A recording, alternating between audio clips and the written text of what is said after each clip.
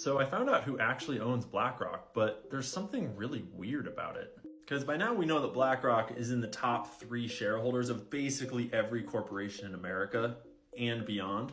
And they do this using our money in things like retirement accounts, pension funds, IRAs, exchange traded funds, mutual funds, but most people don't actually know who owns and controls BlackRock. We all know that it was founded by Larry Fink and he's the face of the company, but he does not control it. When you try to find out who does control it, you'll usually find this list, which is the top institutional shareholders. Vanguard, BlackRock, and State Street are right at the top, just like every other company. But this is not the whole story.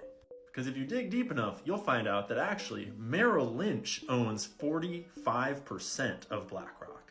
And they're considered an insider, so they don't show up on the top institutional holders list. This merger took place in 2006. So actually Merrill Lynch controls BlackRock in a big way.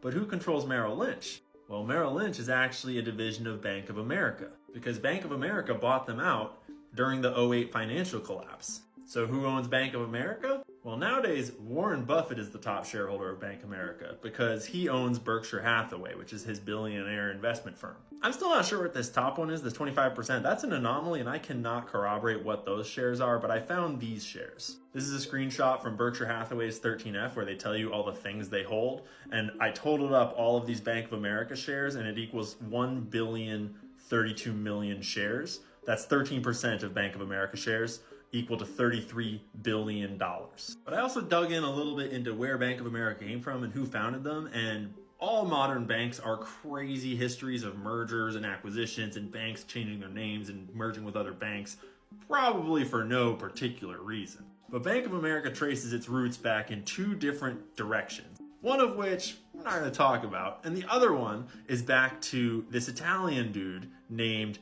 Amedeo Giannini, who acquired what was then called Banca d'America d'Italia. Sorry for that accent. Over the years, it's changed its name to Bank America, and then in the biggest merger in history, merged with Charlotte-based Nation Bank in 1998. So I just thought it was interesting that half of the lineage of Bank of America was founded by this Italian dude that got really into Italian banking back in the early 1900s, you know, when like there was a certain Italian organization that was doing a lot of things with money back then.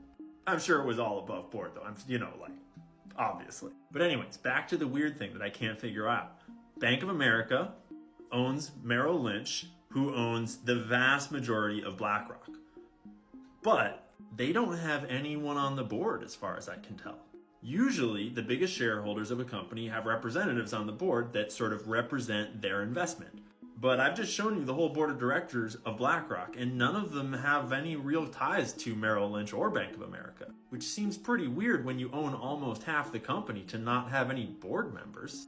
The plot thickens. So 2 things. If you want to follow the history of Bank of America down the other trail, you might wind up at a certain family name that you aren't aware of that is really hard to find on the internet. That'll probably get videos taken down.